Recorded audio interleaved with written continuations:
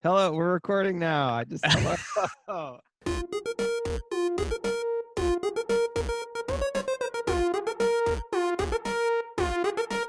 Couch Co-op.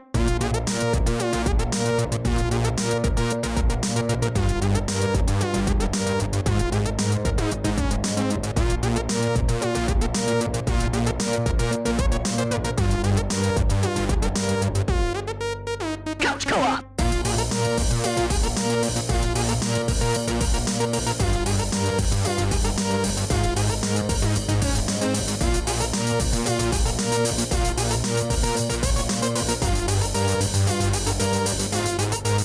Couch Co-op. Hello and welcome to the Couch Co-op Show. I'm Ian, and we're back. And joining me on the couch tonight for the second time, welcome back, Yousef Hatlani. What's up, Ian?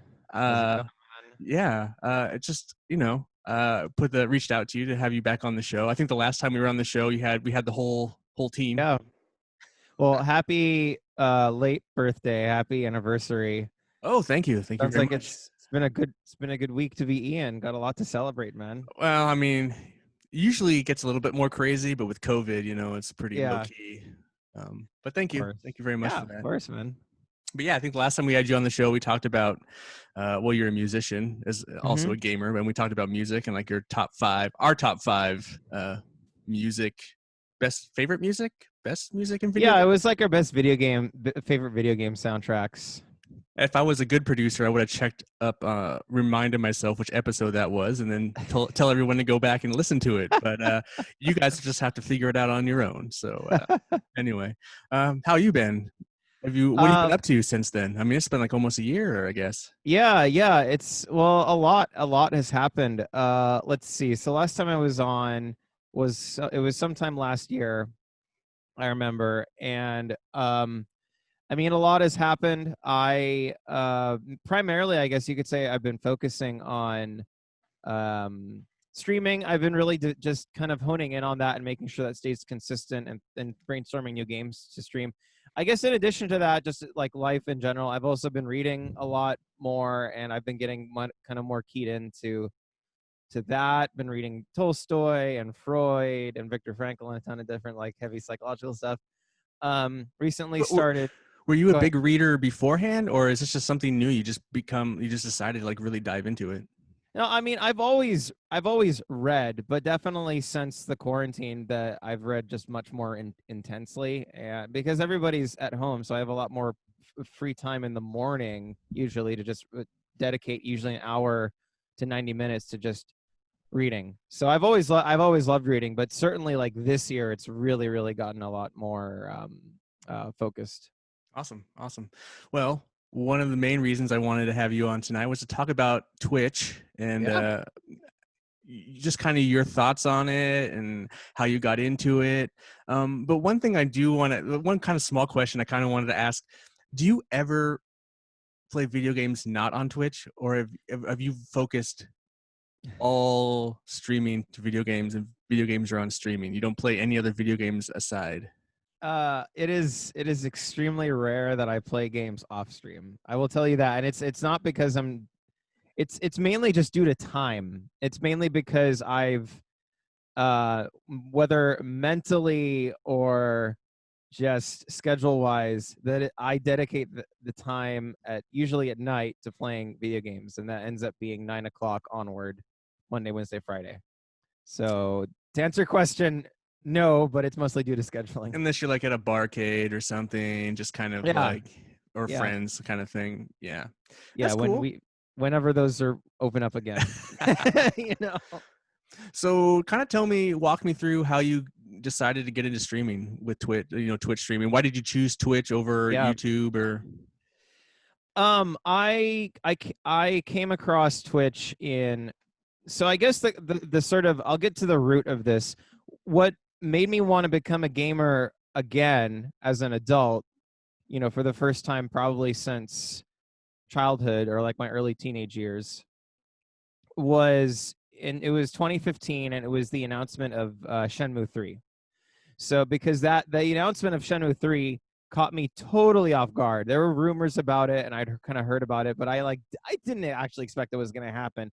When it actually was announced and they had the huge, wonderful presentation with Yu Suzuki, my jaw just dropped to the floor. And that was for all intents and purposes kind of like an epiphany moment where I was convinced this would never happen, and then it finally did. This franchise that I was such a huge fan of growing up was going to continue. That it definitely it sort of inspired a psychological shift in me to get back into gaming. So a year later, after having heard about Twitch that year in 2015, 2016, I decided to actually go into the platform and really explore it. And I definitely felt my earth kind of shifted on its axis, because it was like, wow, this is a place I can go where there's always somebody doing something really entertaining related to my interests. So from that point on, I've followed a ton of accounts. I kind of got into this sort of format and etiquette and just the sort of structure of Twitch and how things on that platform go. So before, I don't have to talk constantly. I can prompt you a little bit. Just like getting started, what was the toughest thing for you? You think, like when you were getting started, that first year? Yeah. So I spent actually about 2.5 years just kind of understanding Twitch. I tried streaming in 2016. It was like I tried streaming a couple times. At the time, it was DJ streams. And at the time, I kind of felt that I don't know, I wasn't really used to it. It was weird to sit down for like an hour and do it straight. Imagine an hour feeling like a long time. That's what it felt like to me. Right. So what ended up happening is I basically spent about 2.5 years just on the platform, just figuring it out and just kind of enjoying it and watching it and being a fan. So in December 2018, I decided to commit myself to streaming, because I actually had recently gotten a PS4 for the first time. It was their Black Friday sale, so I bought it and then set it up for streaming on Twitch. So to answer your question, was the toughest part. It was definitely just like getting in the flow and like finding my schedule, because that's definitely the hardest part, I think, for anybody, is establishing a consistent schedule. Right. Eventually, when you find your groove and you kind of find the time to set aside, it becomes a bit easier. But man, those first 2-3 months they can be really tough, because oftentimes, at least for me, somebody like worked a job 9 to 5, 9 to 7. I'd be up really late. I'd be starting my stream at around like 9:30, sometimes even 10:30, and I would stream until 12:30. It would just be really tiring. But eventually, just like anything else, you establish a flow and a consistent schedule. Eventually, people start to notice you, and then it becomes a little bit easier to from there. And how have you decided, or how did you go about deciding what games you want to stream? Is it just stuff you want to play, or do you kind of like maybe take the temperature of the climate of out there and see what people might be interested in? How do you go about deciding that? It's interesting. Most of the games that I play are either games that I wanted to play growing up, or games that I've like found out about since then. Basically, I'm not really one to play popular games. I don't think I've ever streamed a AAA game start to finish, just because I don't know, like it's cool. Like I admire the production value in a game like Last of Us 2, or gosh, what else? Like Ghost of Tsushima. It looks like an awesome game for sure. But I don't know. I'm interested in playing it, but as far as like dedicating 40 plus hours for the next like what'll probably be 3 to 4 months, I'm not really interested in that. I grew up as a Sega. I was a Sega kid growing up, and certainly that part of me is like still alive and passionate and very spirited. But I find that as a streamer for the last year and a half or so, I'm more attracted to like Square games, like JRPGs, Chrono Trigger. Well, I haven't streamed that yet, but I did play that off stream a couple years ago. But like Chrono Cross, I've streamed FF7 remake. Well, that's kind of AAA. Yeah, it is. It is. It definitely is. But it's like I don't know. I couldn't help myself, because like I've dedicated. The FF7 is a special game for my history as a streamer, because that is the first game that I actually never played growing up. It's the first game that I played and finished totally on stream. Like every single second of my gameplay was streamed, and that's why that game is has a special place in my history as a streamer. So obviously it felt right to follow it up with FF7 Remake. But yeah, it's a lot of JRPGs. It's just games that I didn't get to play growing up, and games that I've kind of found out about since then, really. And to go back to Shenmue a little bit, because like if that's the game that kind of sparked this, and then that game. Well, first of all, did you back that game? I did. Just out of curiosity. Yeah, I did. I donated about, it was like $60, I think, to the Kickstarter. Cool. So how long from that? I mean, that game took a while to come out. Like, but you did ultimately stream it. Oh, I did. Yeah. So like, was there ever a moment that you thought that like after you would stream this game that you really were interested in, that you would maybe stop video game streaming? Like, was there, or is this just, I don't know. It's like this is what started it, and then it came and it's over. And no, but not really, because I think that it's really just, I'm more just interested in the spirit of like storytelling, good gameplay, something that'll make me want to come back. Like another game, for example, that I became super interested in and will want to stream again at some point is Castlevania Symphony of the Night, because that's a game that I'd heard about it. I picked it up. The moment I played it, I was like, holy shit, this game is so much fun. Like, you die multiple times, but it doesn't matter, because you just come back and like you could just keep. And the way that it handles is so natural to me. So philosophically, yes, I can see maybe what you're saying about starting Shenmue 3 and then ending it and switching to something else. But the reality is that I'm always going to be attracted to games that I think might have like great storytelling, great plot, great gameplay, especially great soundtrack. Some games line all of that up together. And another example of a game that I super love and want to revisit was Parasite Eve, the first one. So there are games that will basically continue my interest in streaming.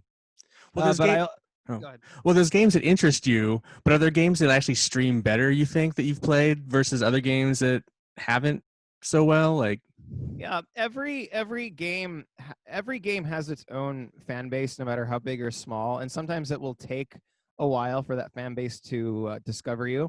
Parasite Eve was definitely one of those where I started it out, and it was kind of slow to start, but eventually here and there people started to take notice that, like, yeah, this person is streaming Parasite Eve once a week for the next, it ended up being, I think, like 6 weeks, which is actually pretty short. But yeah, every game has its own fan base, and they will notice you if you stream at a consistent schedule. Some games are longer than others. Like Parasite Eve was only 6 weeks. The Third Birthday, which is the game that I followed it up with because it's the third game in that series, I couldn't get the second one to work for whatever reason. But people will really like make time for you if they know that you're streaming a game consistently, right? Because like the third birthday was a game that I found to be quite repetitive, but I really wanted to finish it. People tuned in for that because that game has a fan base. No matter, it may be a smaller one than even the first Parasite Eve, but that game has a fan base. Right. Do you think that where was I going with this one? Mm-hmm. Oh, sorry. I find it fascinating that you play video games and you stream them, and do you ever find yourself like you have to talk about the game, or you like sit there and there's like maybe there's a person, just one single person? Do you feel like you have to talk? Yeah, absolutely. Because honestly, to me, man, if one person is engaging with me in chat and watching the game from start to finish, that is extremely fulfilling to me. So I've maybe talked to you about this personally before, Ian, but there's a book that I'm reading. I can pull it off here to show it really quickly. So one of the books that I read during this quarantine is called Flow, which is about creativity and getting in the creative mindset. the whole principle of this book and of the creative mindset that it talks about is being interested, doing something for this, for like the sake of it. Like you're not really doing it to achieve fame or like a huge following. You're doing it specifically because you love the process. And in this case with Twitch and Twitch streaming, the process can be quite taxing on you to start, which I mentioned earlier. It can be really taxing on you to stay up late, stream for like 3 hours to nobody. But again, eventually, if you put in time, people will notice you. And again, like I mentioned, some games have bigger followings than others. But if I stream a game, and sometimes there'll be like 6 or 7 people watching, maybe 10 or like 15, and that's exciting. But it's equally as exciting, and sometimes even more so, if there's like one person watching and they're super engaged in chat. They're just hanging out with me, and I think that shows the sort of breadth of the experiences that Twitch can provide to you. It can be fulfilling to you in a sense that, yeah, sometimes a lot of people will tune in to watch you beat the game, and they know when the ending's coming, and that's super exciting. But there's also times when you're just grinding away on a super difficult boss, and they know how to help navigate you, and they want to see you finish that level or finish that boss. Right. So both of those experiences can be really fulfilling to me. Can you kind of elaborate on some of those moments that have been fulfilling to you? Like, are there any moments that stand out in your Twitch career at this point that like Yeah. were just something that stands out, like, a success or just was really interesting to you? Yeah, definitely. I think the first breakthrough moment for me was definitely my Final Fantasy VII finale stream, which was in October 2019. So that was a really big moment for me, because at the time I had broken, that actually broke my concurrent viewer record, which I think it's since been broken by a little bit, but it set my concurrent viewer record, which I think was like 13 or 14 people. I had never had that many people watching at the same time. Now, to the average streamer who probably has like 500 followers, that's like nothing. But to me, that felt really special. And those people were, they tuned in from the very beginning of the stream, and they watched all the way till the end. And I was able to help narrate and guide the stream without really feeling out of step, or like, and I was able to still focus on the action and guide everybody through it. So that was a really special moment. But there, yeah, and like the more time you put into certain games, the more chances there are for opportunities like that. You will frankly have streams sometimes that will start out with like nobody watching for the first hour, maybe hour and a half, maybe even 2 hours. But my ultimate goal is to have fun and also to make progress on these video games. So most of the time, it is nice to have like one person watching, but I really want to just put in time to like progress these video games. And believe me, sometimes streams will really pick up in the second, or like second hour, 2.5 hours in, and you'll end up going for like 4 hours total, right? So, and there are a number of examples, but the one that really sticks out to me for sure was my Final Fantasy VII finale stream. That was a very important moment for me, and I have that saved in my highlights on my Twitch channel, actually. Awesome. What do you think are some of the, well, I mean, maybe tease, what are some of the things you're trying to work towards, or what are some of the things you think you need to improve with your stream on Twitch? What is, talk about some of that. I'm always getting ideas of extra things to implement. It's just a matter of finding the time to do it, because any redesign of any kind, whether it's like a new layout, or even if you're testing out a game, I mean, you're talking about a minimum of like 1 or 2 hours commitment. So for example, there's a game that I'm trying to get up off. I mean, I'm not going to spoil it. Okay. Anyway, but whenever I try to set up a new game for streaming, whether it's like emulated or not, typically that will take about an hour of my time to just like either play it or try to set it up to play it. And in addition, I'm also thinking about things like layout and emotes and just other things I can add to kind of enhance the experience for my viewers. And I felt that with the DJ streams for a long time. I did them sitting down, but I eventually moved the camera up, which is probably where most people have seen it. And I was really happy when I made that change. But that being said, there are always things that I feel that I can improve upon, like maybe having the notifications look a little bit different, the alerts, and maybe having text scrolling across the screen about people who've donated or people who've followed or people who've subscribed.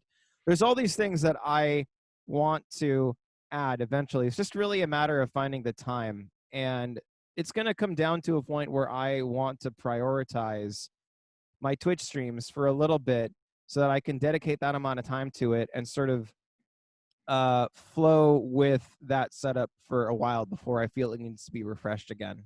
Right. Well, to talk about Twitch in a little bit of a different light, and I know obviously with COVID there hasn't been many outings, but talk about like the community of Twitch and some of the events that they've held, just in the area that you live in. Yeah. So Portland has a very strong streamer community for sure, and obviously COVID has prevented us from socializing, interacting with one another in person. But I mean, we all have Discords, and we still chat every once in a while. But yeah, certainly the social aspect has been affected by COVID. But nevertheless, Portland has a very strong streaming community, and there are two organizations locally, or groups I should say, that serve as hubs for Portland streamers. One of them is POBA, which is the Portland Online Broadcaster Association, and they would normally meet up at Outrage downtown at the bar Outrage. They have a monthly meetup, and their meetups were always extremely popular. There would always be a minimum of like 25 people there, and it was honestly growing and growing and growing. But unfortunately, it's kind of slowed down a little bit just because of COVID. The other really big one, who has meetups every quarter, is called the Portland Streamer Meetup, and I think their Twitter handle is Twitch Portland, because these their meetups are actually like supported or co-signed on by Twitch themselves, so they get free Twitch merchandise and all kinds of stuff. Portland Streamer Meetup holds events once every quarter, and their most recent one was in December. They were going to hold one in March, but then COVID happened and it kind of got rid of that. But at the time, yeah, there were a ton of local streamers that I got to meet and socialize with and get to know, and it was really good. It was really really good experiences, and I hope that it resumes when it's like safe to do so. Well, I'd also imagine that it helps you as a streamer, grow your audience going to events like that.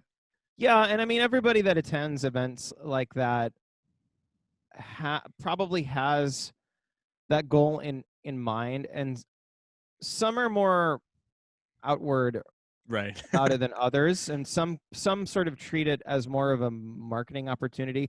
I recognize that, and for sure, meetups like that are definitely ideal, but I believe in fostering human connections. Like, right. I understand. I'm excited to share my Twitch stream, and I hope people are into it. But my ultimate goal is really just if I'm going to these meetups, I'm hoping to just connect with you as a human being so that I can know what you're into, right, and what you like, and all that stuff. Like, I recognize that streams are a part of your personality and everything that you put your life and your effort into. But I'm really more interested in just connecting with people. That's just kind of as a baseline right, intention, I guess. just as a human being. Yeah, basically. I as far as like my work, my career, my day job, like I work in marketing. I work as a copywriter. I've been a marketing manager. I've done photography. I've done all kinds of stuff. And in that profession, the biggest turnoff for me is people who are explicitly outward about trying to make a very superficial connection. That is my one biggest turnoff. I don't like that at all. My main interest is again, I want to connect with you as a person and just try to talk to you. I know that maybe you have a product to share, and I recognize that can be a very big part of your personality. But I think that I honestly think everybody everybody should be connecting with one another more as a human being than as just trying to shill like a marketing venture or a product that Well, you have to and then sell. just right now with COVID, I mean, just the ability, I mean, this is Twitch or whatever streaming platform you use, you have the ability to reach out to people that can't really connect otherwise. So like this is another way to grow, meet people and connect when you can't really. Yeah, and I mean uh Twitch and Nintendo and gaming just in general has benefited immensely from the current format of the world of our lives, really. I mean, I think I heard last night that Nintendo had reported a 450% increase in revenue, I think, Oh, since I mean, COVID. yeah, they've been selling stuff left and right. And That ring fit, the switches are like can't keep them on the shelves. You know, it's crazy. Animal Crossing in particular had a Animal really big, Crossing, yeah. yeah, but yeah, like, and that's just one of the things that, among many other things that people have come to realize during these last 5 months almost, is that telecommunications has been a sound investment for since the Second World War. I mean, in any incarnation, whether it's like the telegraph, the telephone, the mobile phone, and then the pager, and then like, Right, right. and then eventually getting to live streaming, which I believe has to live streaming like 15 years ago was very difficult, and then you fast forward to 2011 when Twitch was sort of officially established from Justin TV, and even then it was like not perfect. But now in 2020, telecommunications is essentially easier than it's ever been. I mean, you and I are Oh able yeah. to have this conversation now thanks to Zoom. I mean, that's And that's yeah, that's one of those things. It's like, would I rather be doing this in person with you? Of course. But yeah, man, look at this. We can do this. I can see you. We can have a conversation, and it's a lot of fun, and it gives me something to do. It's a connection, even though maybe it's not the supreme desired connection. It's still a connection that yeah. lifts my spirit, makes me interested, engaged. Well, I think part of it is that over the last 5 months, we for the first whatever month or whatever, it was obviously quite jarring for everybody in the world to be doing teleconferencing and all that Oh stuff. It yeah. was quite jarring. But I think that over the last 5 months, we've we've all hopefully gotten just a little bit more used to it. And I think that for the two of us, Ian, we're obviously very familiar with this format. So yes, while I would obviously prefer to be meeting people in person, I think I have definitely gotten a little bit more used to this. But that being said, I obviously can't wait to the point where it's eventually safe to just socialize with people in person again, Well, just to go back on that a little bit, like the group of the rest of the guys in the couch, we usually do our teleconferencing over Discord, and everyone hangs out in Mhm. Discord. And we had a little hiccup because some of your technology doesn't work with Discord. So, but like we're savvy enough to like nowadays, it's just like you just pivot. It's not like, oh, we can't do it tonight because the tech, Yeah. it's like we just pivot and go somewhere else, and it's like you don't miss a beat, and that's the direction the world's going. Yeah, no, that's absolutely true. Discord is a fine platform, but for some reason it doesn't like my microphone, and because of that, we have alternatives. I And mean, I have Facebook messaging on. I mean, I've try to cater to whatever they prefer to use. I mean, I'm here to, there's no excuses. yeah, no, it's that yeah, that is true. There's so many options now to be able to communicate with people, and it's just been bolstered by the current format that the world is having to adapt to. So if we get back to Twitch a little bit, I don't know. I don't think I've ever talked to you about this, or I don't know if you ever had any plans prior to COVID. Have you gone, or were you planning to go to TwitchCon? I had planned to go to TwitchCon. Most likely, it was most likely either going to be this summer or next summer. And the other big event that I had wanted, that I was like 95% planning on going to, was Games Done Quick, which I guess at this point would have already happened. But it's currently going digital, and all that stuff. It's going digital on August 16th. Let me double check. So Games Done Quick is going digital on August 16th, and it runs through the 23rd. So yeah, I was planning to go to TwitchCon. It was either going to happen this year or next year, most likely next year. Yeah. And then I don't know. I just wanted to kind of get your ideas, your feelings about a couple of things that have been going on in the streaming world. I don't know how they affect you. I don't. They probably don't affect you at all. But first of all, there was well, it might. This first one maybe. I mean, Pokimane has said she's taking a break. You know, the kind of because of she just needs a just the depression and the stress, and it gets to you at a certain point. I don't know. Other times you don't want to stream and you do stream, and then you feel like it affects your stream, or how do you deal with kind of your mental state when it comes to streaming?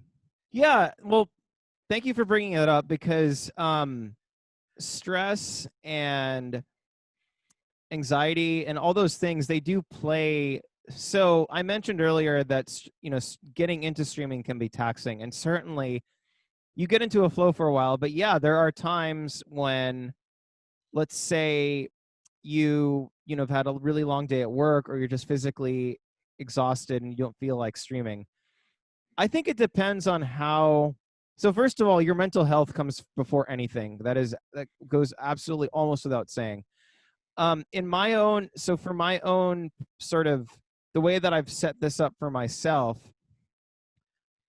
I have more of a freedom to take a break for a day or a few days if I feel the need to, because I don't rely on Twitch for my income, or any income for that matter. It is essentially a very disciplined hobby that I find great enjoyment in because of how the format is set up.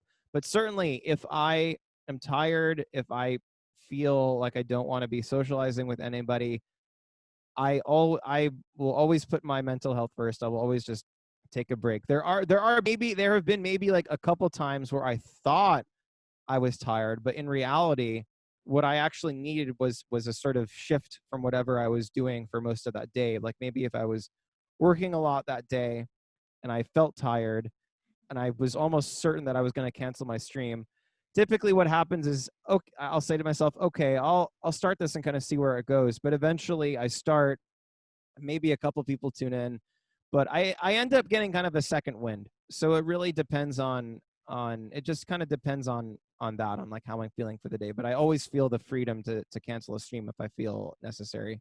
Right.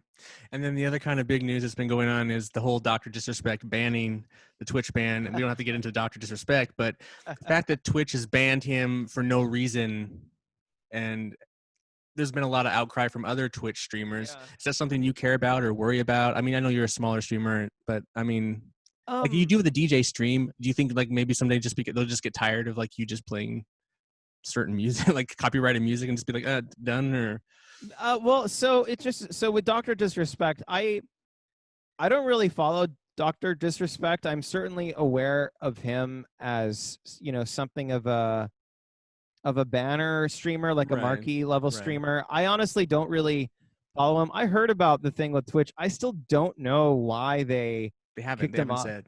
I honestly, yeah. And like, I think that people can speculate as wildly as they want. I honestly have no idea what happened with him. I never really followed him much to begin with. I will admit that I was very curious as to why they kicked him off, but I guess my question is the fear as being a streamer that could happen to you. Oh, no. You don't think so? No, I don't live with that fear. And if there was a moment that came where disciplinary action was sort of put forward to me, I would be disappointed, whether it was DJing streams or whatever game. I don't know. Like if that disciplinary action was directed at me, I would try to hear their case, but I don't. And like ultimately, I would try to adapt as best I can. But ultimately, I don't live with that fear. Right. And I don't let it stop me from doing things. That being said, I do research these topics and I try to get an understanding of them. So I'm not trying to sort of boastfully say that like I'm not afraid of anything. It's just that I don't like living in fear. I research these topics. I understand the parameters around them with copyrighted music and what have you. If I were to ever get a copyrighted strike, and if I was ever told that like this is how it's going to be, or we're going to ban your account, I would find a way to adapt. Now, in this case, I would probably switch over to playing music, like guitar and piano and stuff. Most likely, that is what would happen if I was told that I could not do DJ streams anymore due to copyrighted music. I would very simply adapt and switch over to playing my own music and just playing guitar. And I thought about this actually because I think maybe last month or 2 months ago, there was something that happened on Twitch where they were like giving people copyright strikes, and it was a very weird thing. It eventually happened. What eventually was realized that there was a publishing company, I believe, that did some sort of a sweep of copyrighted songs. It was like a very specific set of copyrighted songs, and it affected tons and tons and tons of streamers. I was not one of those streamers. That may happen again, and it may happen. It may happen again, but it hasn't yet. I'm not going to live in fear of that happening to me. And if it does, and if I'm told that I have to change my format, I will adapt to it.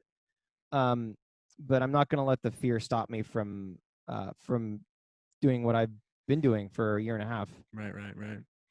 And then just for kind of maybe someone listening to this and like wants to start streaming, what's kind of your setup? What are you doing for like OBS? You using Streamlabs? What do you have an Elgato? What are you doing?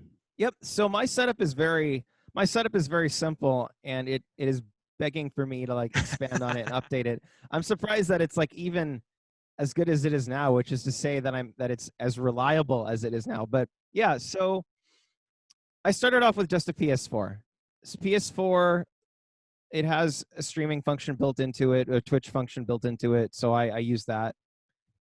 Then about a month later for Christmas, I got an Elgato, just the little portable one, not the hard drive one, whatever. Yeah, so I got that. Then eventually I already had, you can't see it because it's off camera, but I have an interface here, which I used. Audio interface. Audio interface. I used that for recording my album in 2017, and I actually already had a I can show you here. For our podcast listeners, I'll have to describe it. Okay, yeah, okay, that's a good point. So I'll describe it here. So people who listen to the podcast can't see it, but I spent the first few months of my Twitch streams using a Shure SM57 microphone, which is, you can use it for vocals. It's just primarily more for guitar amps and for snare drums. It sounds fine for vocals, and in fact, it's almost identical The 58 to an SM58, which is the mic that I currently use. It's almost identical, but I decided to invest in a 58. Number one, because if you're a musician, a producer, or anything of any kind, you should have a 58. Like, it is the most versatile microphone period in history ever, along with the 57. And I just needed to have two microphones, so I had a 57, 58. So to keep it short, I started off with just a PS4. I eventually upgraded to, I eventually got an Elgato capture card. Eventually got a Shure SM58, and I invested in a Logitech C930, I think is the model, which is the camera that I'm currently using.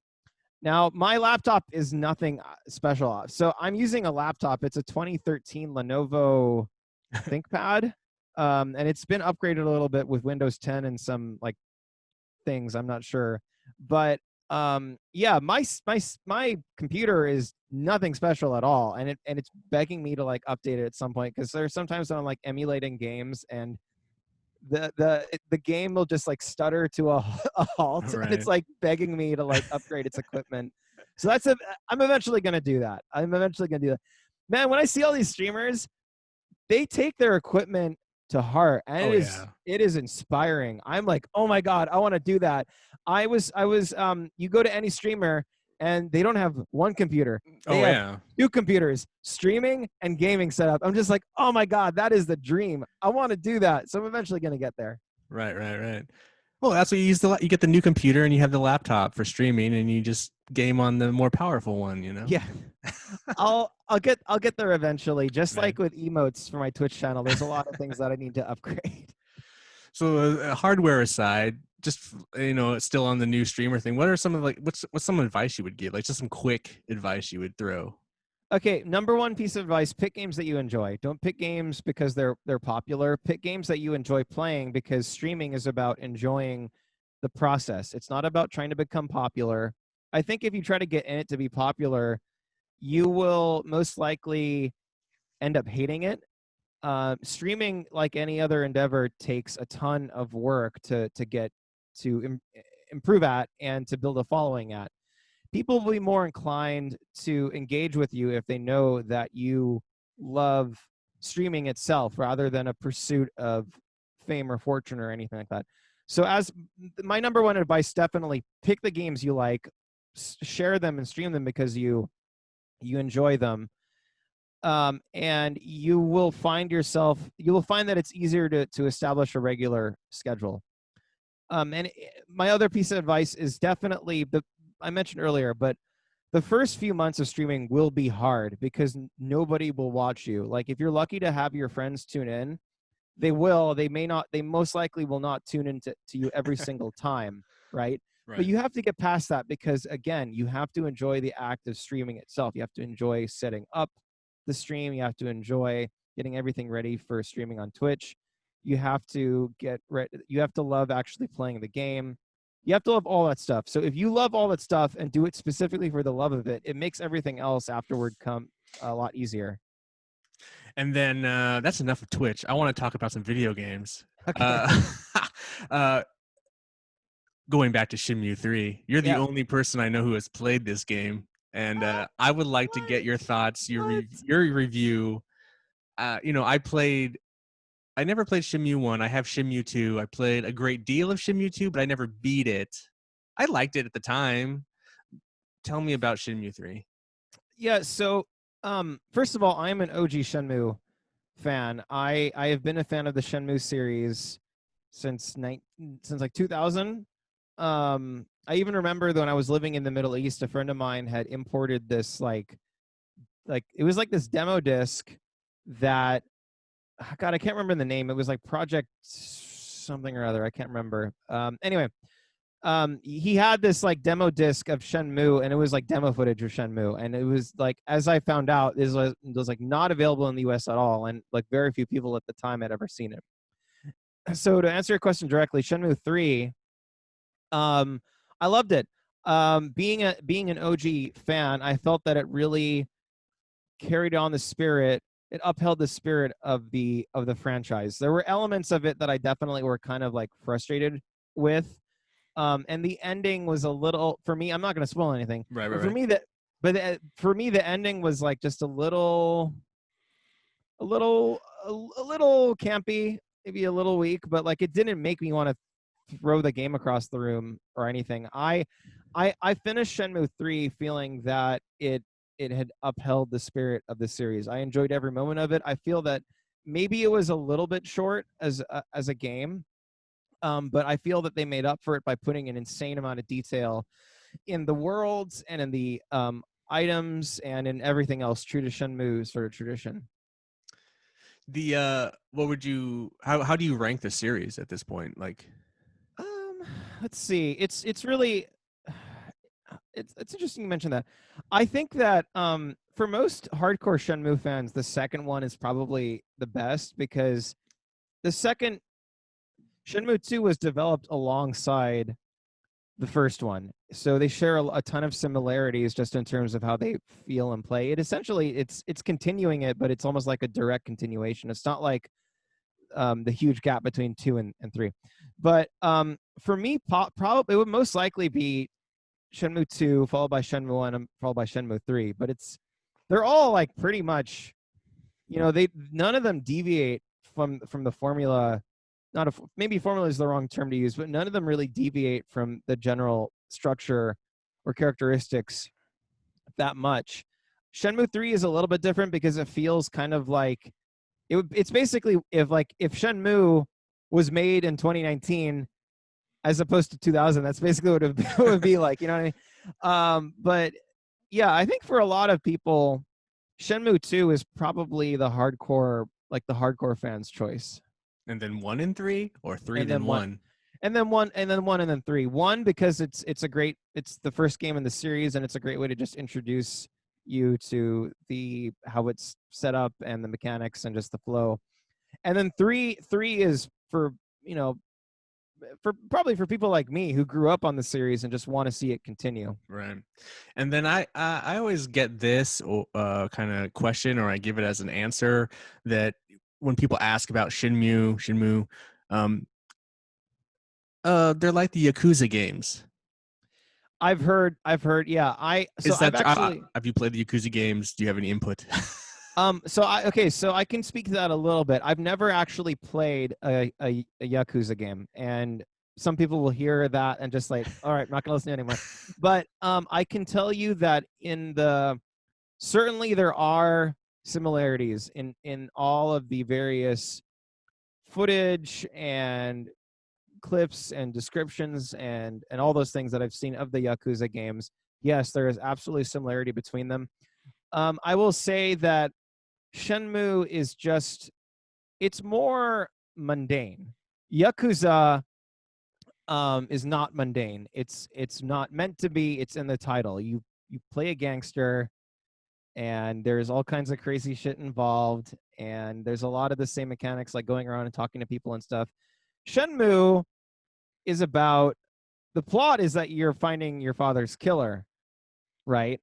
But the actual substance of the game comes in how you choose to live out your life in that span of 30 to 40 hours of gameplay. And usually that means throwing darts and like talking to people about like the weather, or like trying to rescue a lost kitten.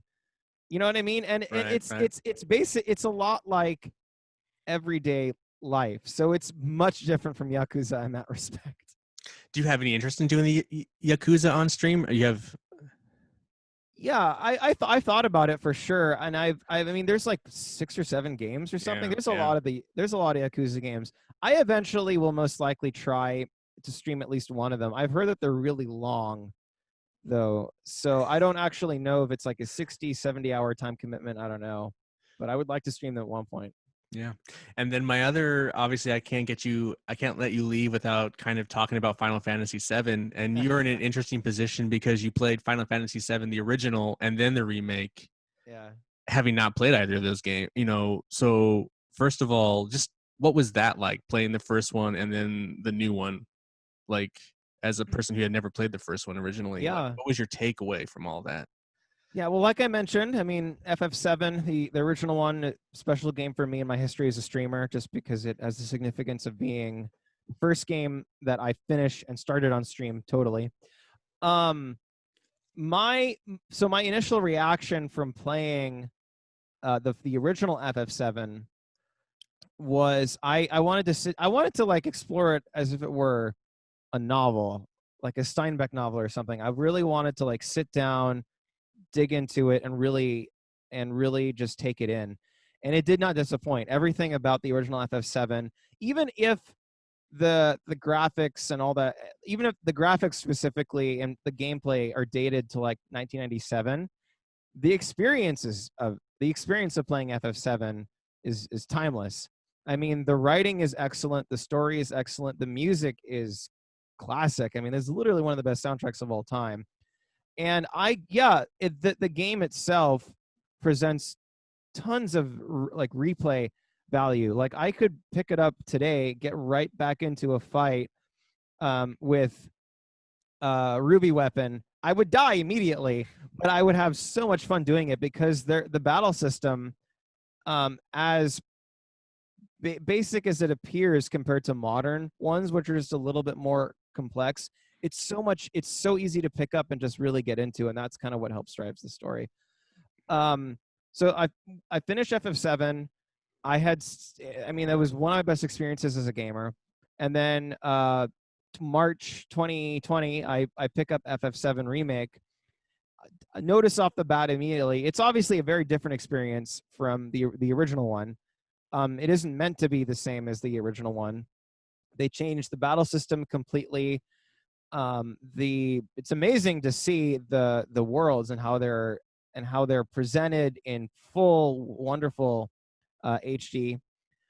What struck me the most about FF7 Remake is the level of customization that you can choose in that game. They let you choose the camera angles, all the different settings, the various materia, the weapons, like, and then the various skills of the different weapons. Like, you can customize FF7 Remake to your exact liking. And I know that Square took extra time to make sure that this game was pulled off as perfectly as possible, because if they had screwed it up, nobody would have forgiven them for it. The game FF7 Remake had to be absolutely nailed to have any chance of not driving away their fan base that bought the game 23 years ago. And they succeeded. It's an excellent game. It's very different from the original one in terms of at least the battle system. But I look forward to picking it up. I think that there are some games for me that there are some moments of the game that were more exciting for me than others. I'm about 30 hours in. To me personally, it really picked up at around like hour 25, which I guess would be like chapter 11 or 12, something like that. It really picked up for me, and the story really picked up, and they really immersed you in a sense of, it had this cinematic sort of flair to it that the original one had as well, but they accomplished it equally as well, I think, with the latter portion of the remake. It's obviously not 100% fair to say which one you prefer, but I'm going to ask you. Obviously, remake is only a third of the game, supposedly, I guess, and you've played the entire original FF7. But do you have a preference? Do you prefer the original more so than the new one, or? I mean, I think that is a tough question, just because FF7 is a game that, I mean, it defined a generation of gamers. For a lot of people, the very first video game that you ever played, or like one of the most significant video games they ever played around that time frame, it's either going to be FF7 or Super Mario 64. It's like one of those two. Growing up, for me, it was SM64, because I remember the day that I got a Nintendo 64. But it's funny because, like, picking up FF7, the original one, it's like I had memories of a childhood that I didn't have, and I feel that it's very, very, very difficult to replace that, or to sort of supersede that in any further sort of incarnation of that game. So I feel that, like, FF7 is an easier game to just pick up, and the original FF7 is a great game to just pick up and play and get involved in, like, building your characters and your party. FF7 Remake requires just a little bit more attention, because, like I mentioned earlier, it is designed for you to customize to your exact specification, exactly how you want your characters to appear, how strong you want them to be, and that takes a little bit extra time. FF7, the original one, it kind of removes that, because it's just a little bit more basic in its functionality, but in that sort of approach, it's just much easier to pick up and enjoy. Awesome. Well, Yousef, this has been a wonderful little conversation we've had here. Is there anything you just kind of interested in sharing or telling us about, or video games, or what you got going on your Twitch channel in the future, or anything interesting you want, or you got another book you want to share? I don't, whatever. Actually, Ian, so I'll just say off the top of the bat, if you want to find me on Twitch, you can find me at Yousef Hatlani. That's at Yousef Hatlani, and that handle is for all my socials: Instagram, Twitter, Facebook, Twitch, etc. So it's at Yousef Hatlani, Yousef Hatlani. You can also find my Bandcamp at yousef.bandcamp.com. That's yousef.bandcamp.com. But with that out of the way, and for the podcast listeners, they're not going to be able to see this actually, but So I love reading, right? And if you feel safe going out, please support Powell's. They just opened up their Cedar Hills location. Um, I went earlier today and I picked up a book by Ralph Waldo Emerson, who is an incredible, sort of like a Civil War era. Actually, I shouldn't say that because his work encompassed the greater part of, I believe, the 19th century. But I picked up a book, The Essential Writings of Ralph Waldo Emerson, and I'm going to read that. And as far as other things that I recommend to people, I just finished the book. I finished Flow by Mahai Csikszentmihalyi. It's a very long name, and it would take me a while to spell it out. But if you go to Google and search Flow, Mihaly, you'll find it. So read that book. It's incredible. And if you don't feel like reading either of those books, please read Man's Search for Meaning by Viktor Frankl, because it is one of the greatest experiences I've ever had in not only reading a book or just experiencing in any medium otherwise. So yes, like play video games, listen to music, do all that stuff, but please read Man's Search for Meaning by Viktor Frankl, because it is an incredible book that it helps inspire a very, very powerful perspective shift in identifying a purpose and a meaning in like what you do. And I think that kind of tying it back to everything really about streaming and why people stream, that book will not only speak to that point directly, but it might even help you try to identify and find other things that inspire you as well. Something I find interesting. I mean, obviously, I listen to your, I watch you when you do your DJ streams. And you like to talk about the books you read quite a bit.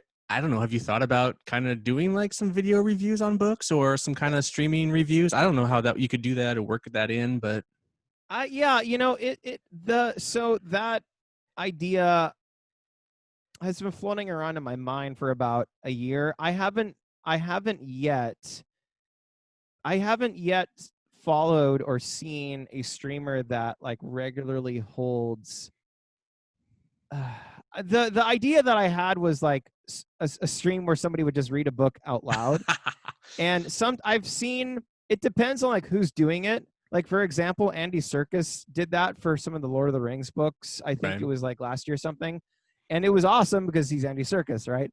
But the average person, I don't know, it might not be super congruent with the majority of people who use Twitch. However, Twitch is an excellent platform, not just for video games, but for anything really. And to have a roundtable discussion about a book, teleconferenced, probably such as the way that we're doing now, that is something that could really take off. Like if we just say like book club night, like Mondays, whatever. Right. We'll stream a book club night every Monday. We'll pick a book and we'll just riff on it for an hour or whatever. That is something that could be really cool, because it would involve eventually people would pick up on it and they would start tuning in and they start putting questions in chat, and then that could take off. So I've had that idea in my mind, but for me personally, I'm going to get to that point, but I honestly love dedicating an hour, 90 minutes, 2 hours every morning just in silence and just reading for myself. It can be, it is like a solitary experience for me, but it's extremely fulfilling and helps sort of set me up for the rest of the day. Awesome. Well, if that's it, do you have anything else you don't want to share? Or if there's nothing else you don't want to, I don't know. I have nothing to share. I beat Ghost of Tsushima. I platinumed it. Yeah, that is awesome. I know that you're super hype about that game, even prior to it coming out, and I was too. And frankly, I need to buy it because it looks like a great game. It's pretty cool. But that's the only real news I have. And I did last week. I did a whole Ghost of Tsushima podcast. So about my early thoughts, which were that was 20 hours in. So I beat it. My thoughts have not changed. It's a great game. I love it. The only way it's not going to be game of the year is if Cyberpunk is just totally awesome. If Cyberpunk is totally awesome, then Ghost is not going to win. But if Cyberpunk somehow fumbles, then there's a lot riding on Cyberpunk. I mean, that game that is from what I have seen the most heavily promoted game of the year. I can't go to a single website without seeing the ad for. I don't know about you, Ian, because maybe I don't know. Like, no, for sure. It is the most hyped, most sought after, it's the game. And I just like, wow, that's a lot riding on that game's back. And I honestly, as far as AAA games go, I would totally be down to like give that a shot just because of the hype is undeniable, but I also cannot deny that it just looks like something really fun to play, right? I'd be super interested in just trying that out, and maybe I'll be into it, and maybe it'll mark a shift in my attitude towards streaming AAA games. I'd be really interested in trying it out.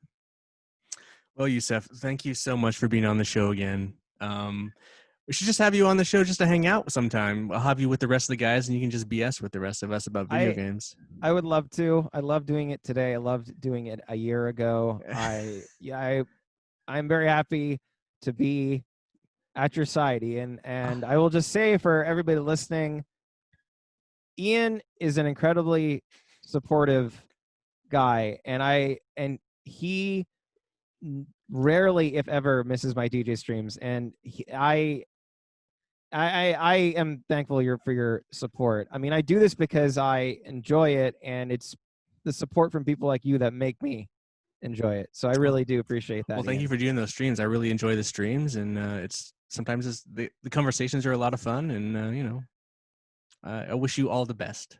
Thank you. And what you're really saying is this coming Sunday, play nothing but Nine Inch Nails. No, that's not what I mean. No.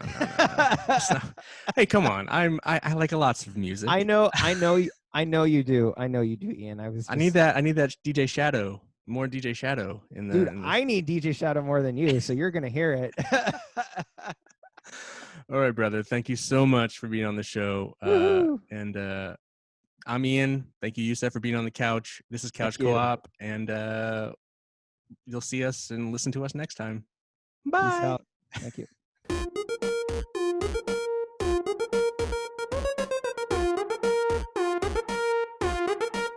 Couch Co-op.